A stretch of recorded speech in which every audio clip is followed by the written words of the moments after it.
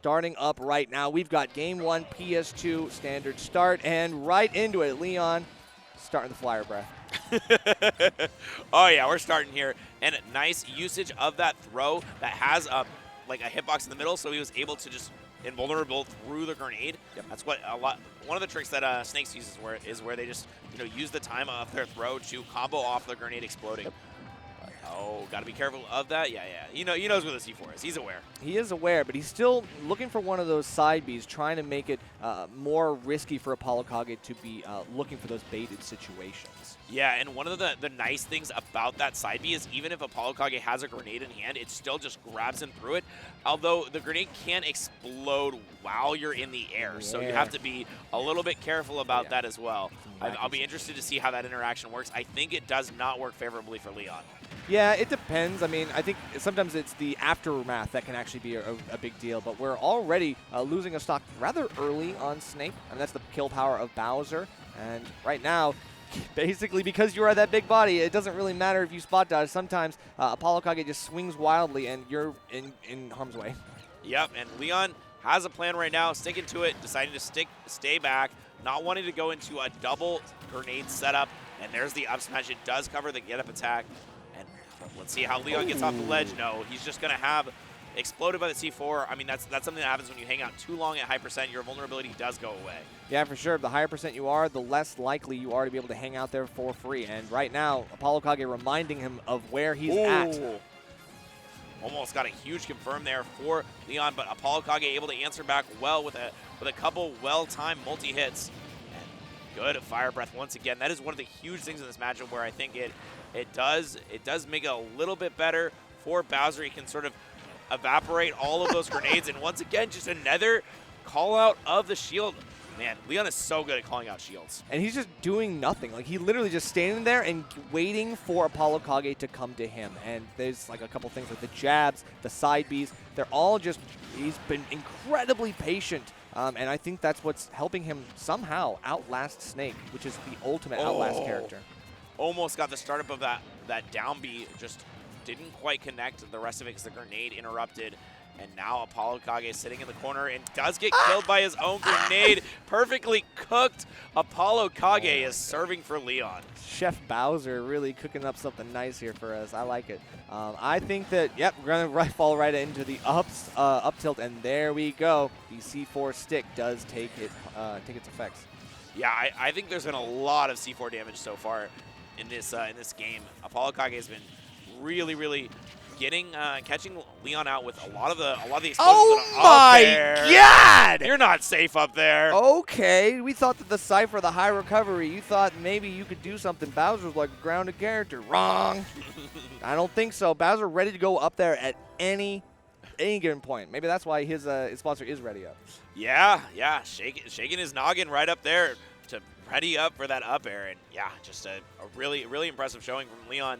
And I think that this is one of those matchups where it's like, even though on paper ApolloKage is going to be favored, LeoN is not a player to be deterred by a matchup, not a player to be deterred by anyone he's fighting. He's always confident in himself and ready to go for these big reads and get these kills early. Yeah. He is a good citizen. He pays his heavy taxes every year. We know that this is not something we are unused to at this point. We're ready for that kind of stuff. And we know that we're going to take a lot of damage. But Bowser is he's like so honestly equipped to give that right back.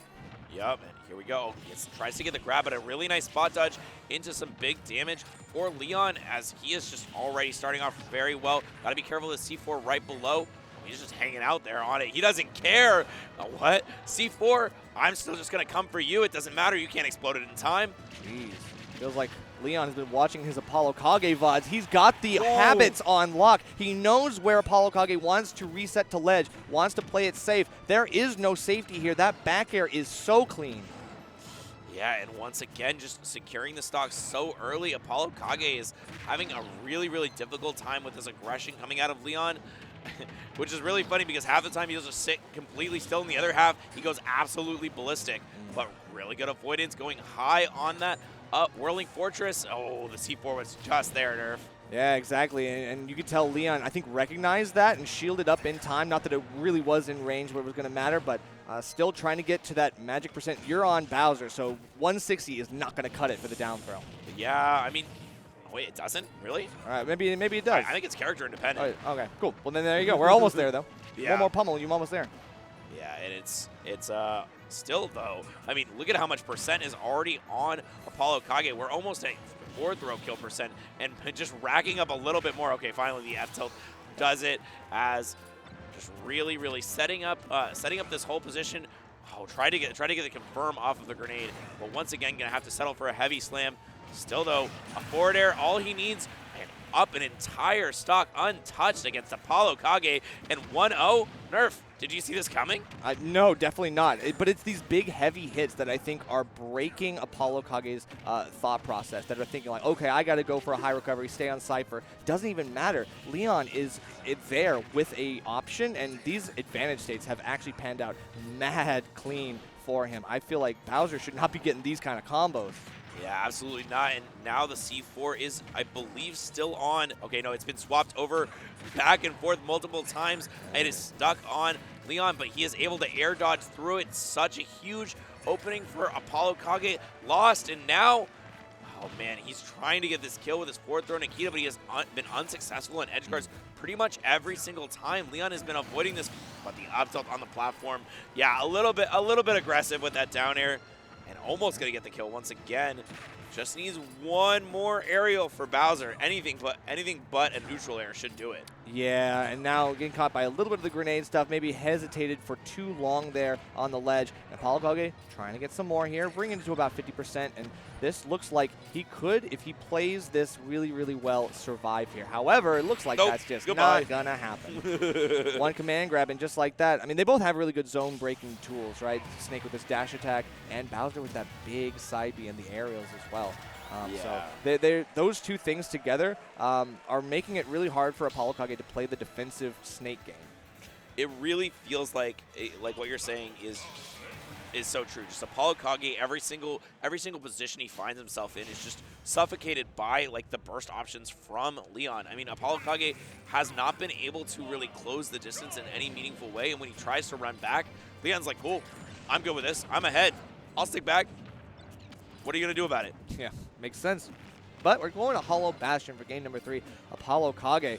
I mean, we talked a little bit about the sponsor curse. We don't want to see it come to fruition yet again. Got to get some games on the board, and this is the best place to do it, I think. Yeah, already setting up very well at 134%. Maybe we have a little bit of a different ApolloKage on our hands, as he is just almost completely untouched on this first stock, revving up on this Hollow Bastion, a little bit of Disney power up. Ooh, yeah, but you can see LeoN being like, all right, I'm going to fire back with a really, really random option, that high up B. Whirling Fortress actually taking ApolloKage off of the Cypher as well. And now we want to get these juggles. This is where the low ceilings of Hollow Bastion could be a double-edged sword for AK. Yeah, but I do feel like he's going to be relatively able to get back to stage fine, and using their grenades while in shield very well off. But unfortunately, ApolloKage didn't think his head would kite get clipped by that down air, but it has a deceptively large hitbox that we've seen LeoN go for time and time again when people are beneath platforms. Yeah, I don't know. Snake kind of tall. I think he could sign up for the Lakers or something like that. Like, seriously, like, you're hitting the ceiling. Your head hitting the ceiling there, so be careful. Scraping that. All right now we've still got, actually a little bit of a steal there. It's these C4s on ledge, which have been pretty accurate for AK. He's actually able to catch LeoN on that little bit just before. It's not necessarily a 2-frame, but it's close. Yep, and resetting here, I really like that. You know, forcing out the grounded get-up attack and just getting a little bit more out of it. Oh, not going for the he did go for the sticky. He just didn't get it on LeoN. He ended up losing it on the ground. Unfortunate for ApolloKage, but it's still up in a massive way. An up air and an up smash, almost enough to seal the deal. Just one more hit is all it's going to take. An up tilt or a C4. And wow, what a showing. Sandwiched in between the Nikita, the C4, and Snake behind. If you really think you got the safety to get all the way in that far, there is no way that AK is going to let up on the gas when he sees blood in the water like that. What do you think was the difference in that game there, Nerf? I mean, stage, play, like ApolloKage's mentality? I think ApolloKage literally just pulled the trigger more. Like, he was not hesitant in his options. He played really defensively in the first couple of games, but in this case, it feels like he's playing with a little bit more aggression, a little bit more optimism. He's actually like, okay, I can go for some crazy stuff. The mix-up is there. Yeah, that I think is huge. And his C4 usage was also just off the charts. For sure. Had so many of those. Yeah, absolutely. I think just the ability to kill Bowser at like sub, almost sub 100% a couple times was just a massive boon in this matchup. Yeah, exactly. And you can kind of see like the benefits that both players are having with their shot calling in this entire set. Right now, ApolloKage recognizes we're on a long stage. This is where I've got to play the range tools. I can't be pulling the trigger as much as I was in that last game. I just got to wait for potentially LeoN to shoot himself in the foot on the approaches. Yeah, LeoN is the one who's opting for a spaced out gameplay, though. He's really just going to the other side of stage from ApolloKage. Finally, though, finding his way in, gets 2 hits, but it's already 60% racked up on AK after AK had a little bit of a lead in the ranged attrition battle. Okay, yeah, good tech roll in to avoid the explosions, but ApolloKage is right there with a bevy of more. Watch the C4 on the left side. Okay, almost gets caught by it. That's one of those things where if you're not quite paying attention to it, it'll definitely catch you out, and LeoN has been caught out by it multiple times. Yeah, and here's the thing. You take it to a long stage, but when you do get a situation like that where you kind of get in range of the C4 and you want to bait ApolloKage to go for that so you can hit him on the end lag, you don't have the distance or the ability to make up that distance. It's a long stage, so you're pretty much stuck in this situation, getting caught by that down air, a long-lasting move with a strong launcher, and that will absolutely do it here on top side. Yeah, I think the grenade actually also like sort of contributed to that knockback. Really nice job there by ApolloKage, but oh yeah, it was a damned if you do, damned if you don't thing. Yeah, that's a checkmate. The only option there is to parry. Sometimes you can roll after the starting hit going up, but yeah, that was a damned if you do, damned if you don't. All right, now you can tell a little bit of coverage on the mid platform. ApolloKage knows that this is kind of where LeoN wants to make his approach routes, go over these grenades that are placed underneath and try to use a jump reset to get himself an advantage. Still, good timing for ApolloKage to fall through these platforms. He knows what LeoN is looking for now. I think he's picked up on these the flowchart.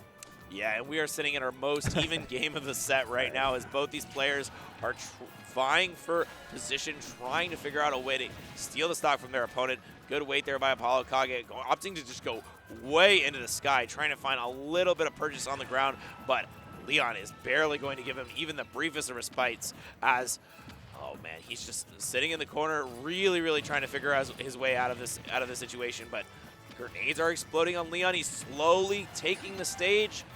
ApolloKage using his defensive tools to the utmost, Nerf. Yeah, for real, and also using some of those long-lasting moves like the multi-hit aerials that are really catching LeoN because he might be throwing out something defensive like an air dodge, anything with iframe, something that can make him intangible. But ApolloKage, because he's able to cover that space so well and for so long, there is no escape. Yeah, Town and City coming a little bit to LeoN's rescue there, letting him survive a little bit longer to that up tilt, but now almost certainly a kill percent for it. Oh, had to be so careful, barely avoiding that. Spot dodging instead of shielding in that position. Huge deal for ApolloKage. All right. Now he's off stage once again. LeoN is ready for this ledge trap. Do you think he gets it? Oh, Looks like I mean, he does. He got a forward throw, and that's definitely going to do it. Full rage here for Bowser. And I was going to say, it looked like at the beginning of this set, like LeoN was doing a lot of good punishes on the high recoveries, catching AK on the ciphers and things like that. The up airs were so clean. However, we're not seeing a whole lot of that. We're seeing the high recoveries get kind of like punished, or not punished, but like attempted to punish, and then LeoN just ends up falling short or not going for it at all. Yep. Okay. This is so close for ApolloKage. I mean, he is down 2-1 on his sponsorship day. Oh, this is so scary for him. I know he wants to perform really well, but LeoN is putting the pressure on. Another up B. This Whirling Forger sends ApolloKage off stage, and oh, I saw an up air flash, but another heavy slam. Oh, man.